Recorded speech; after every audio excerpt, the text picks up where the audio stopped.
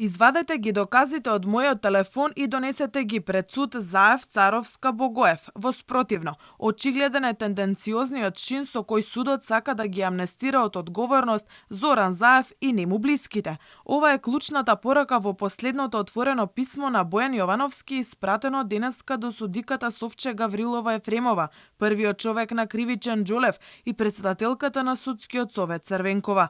Според него, се што досега се прави е однапред договорена агенда, заради која се случува, како што вели, правната рашомонијада, судски театар и незаконито постапување и прерипување на фази во постапката на штета на обвинетите.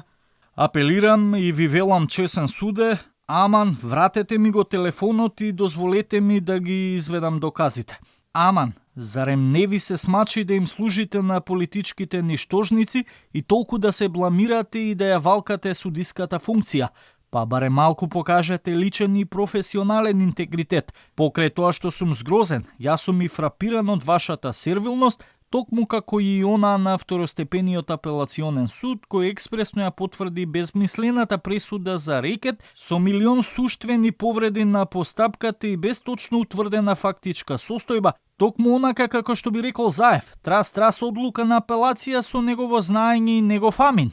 Јовановски апелира до судскиот совет со внимание и активно да ја следат како што вели оваа судска катастрофа и да ги преземат сите расположливи законски средства за спречување на судското насилие.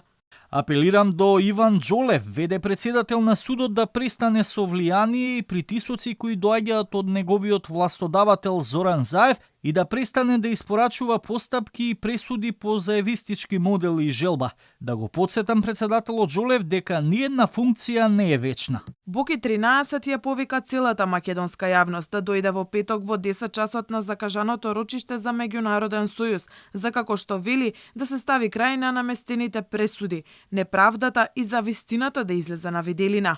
Ова е четврто во низата писма на Јовановски. Во претходните објавуваше за спрегата меѓу Заев, Рашковски, Русковска и други високи функционери, не само во актуелниот случај што се води против него, ами и за рекет.